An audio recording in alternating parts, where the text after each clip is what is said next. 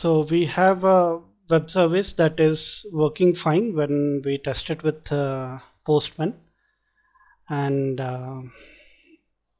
let's make our web service connect to a database.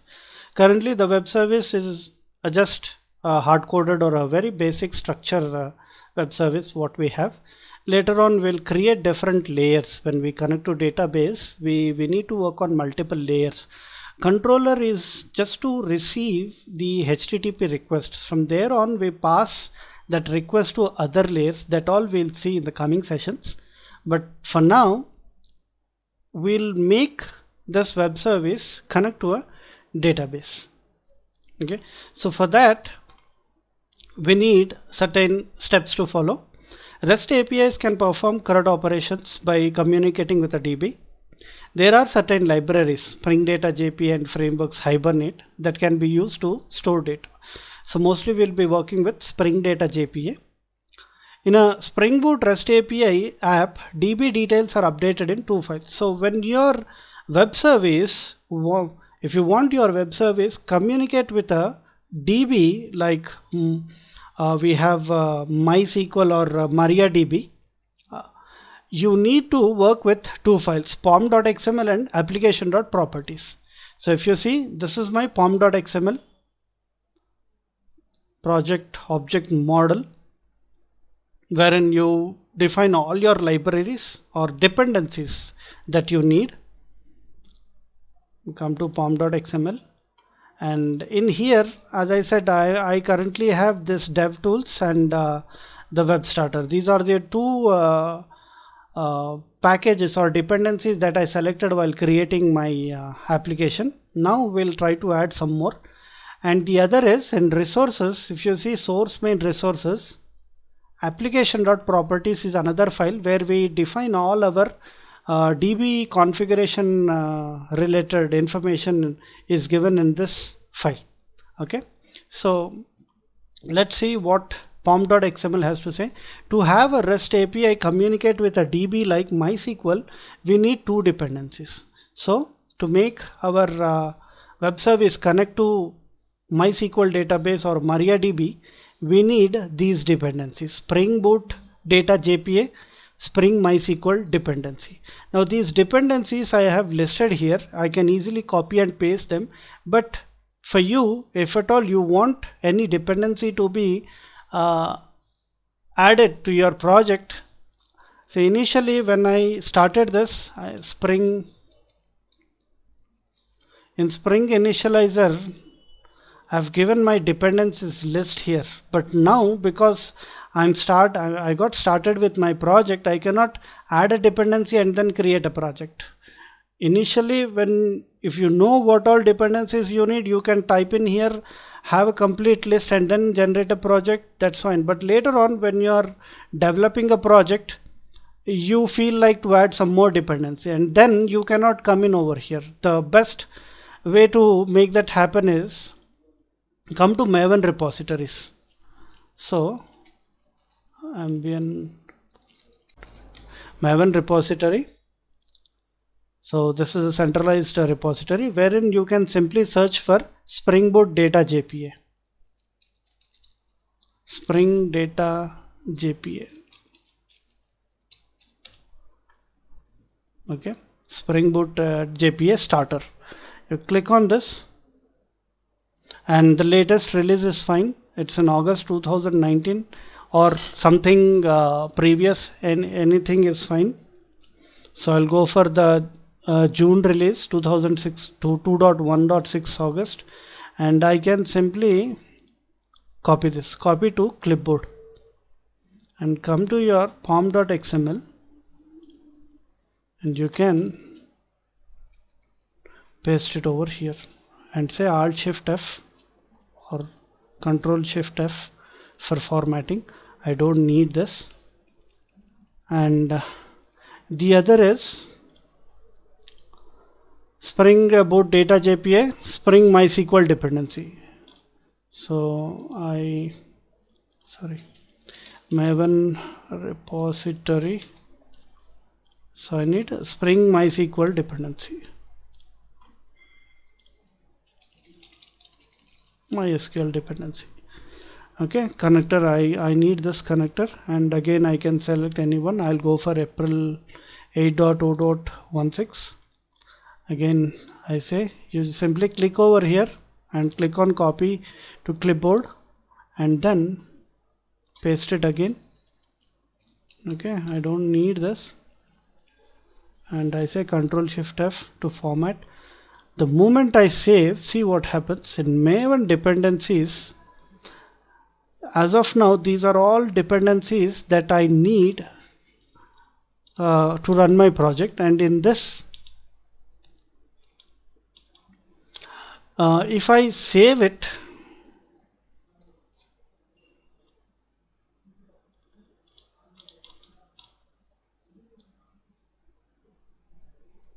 you get these dependencies added into your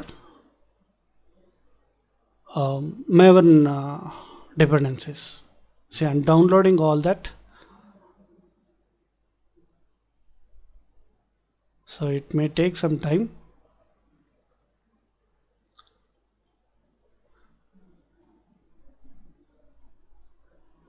And also, if you want to see where all these files are getting downloaded, you can come to your C drive and users and Kiran and M2 repository.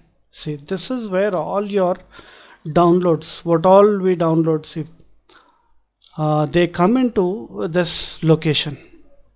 Okay, so done, it's fine now, and you should see, you have to search for it.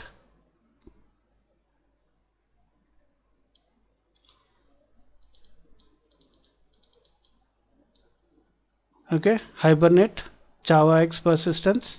So these are something new that have come. MySQL connector, and now if you want to recheck, like what's the guarantee that the MySQL connector has come only after adding this dependency? I can show you it this way. See, if I comment this dependency, it's not getting commented. Okay, so the comment is this one.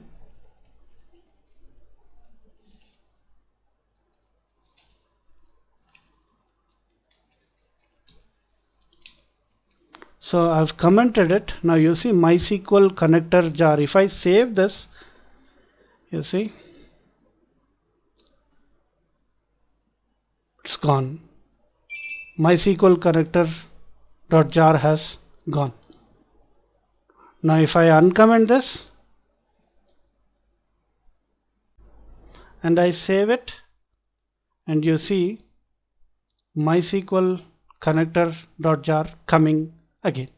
So all the packages that all the dependencies that you list out in the pom.xml, they get downloaded into your Maven repositories as jar files, and you use them. So we have created, or we are done with the updation of pom.xml with the required dependencies, and once that is done, then we'll move on to application.properties file. The application properties is a file that can hold certain information that is used by the application. So this file holds information about your project, configuration details like your DBs details, server details, and all that stuff. We'll currently put all the DB related information. In the process of making the Spring Data JPA library communicate with DB, certain details of a DB are required, like the name of the database, the URL, the password, all that stuff you'll place in application.properties. So you can say server to run on what port number. By default it's 8080, we can give that one, or something like this. If you want to run it on 8081, we will stick to the default one. And you have spring.datasource.url, wherein you provide all the URL details. If you know the basic JDBC program to be written, the same thing I'm using, but I'm writing all those DB connection related information in application properties. So JDBC colon MySQL colon // the machine name, localhost, and what port this is running, 3306, and what is the DB name, coding 365 DB. And if you see in my workbench, and I hope you might have installed your MySQL and Workbench, the MySQL database and Workbench GUI to perform the DB operations. So I'm using coding 365 DB, and I have this table select star from to dos. I got all the information in that. So basic DB related information is what I'm trying to explain here. If you have all that set up, then you give the URL along with the password, like spring data source dot username equal to, I use the root, and then spring data source dot password, I use code 365 as my password. And then we have some more configuration related information like spring.jpa.showSQL. If I give it a true value, I'll be seeing my queries getting generated from the server. And I have spring.jpa.hibernate ddl-auto to update. We'll see what this is. And then I say spring.jpa.properties dot hibernate dot dialect equal to, I give org dot hibernate dot dialect, and this is MySQL, what database I'm using, SQL 5 dialect. And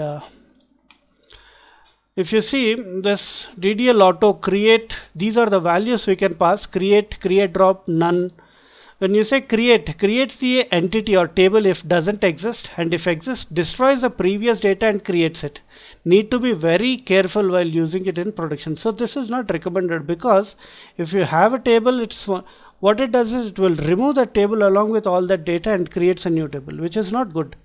Validate doesn't do any changes to the DB. Update creates if doesn't exist, and if exists doesn't perform any action. If found any changes or updates, performs an update on the existing entity. So this is very suitable. That's the reason I've given update over here. So with all these DB related information given, and if I save this,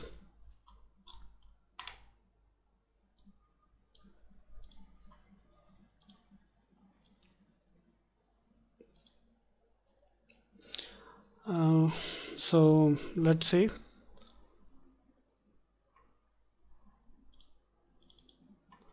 So you have your server running fine with no errors at all, and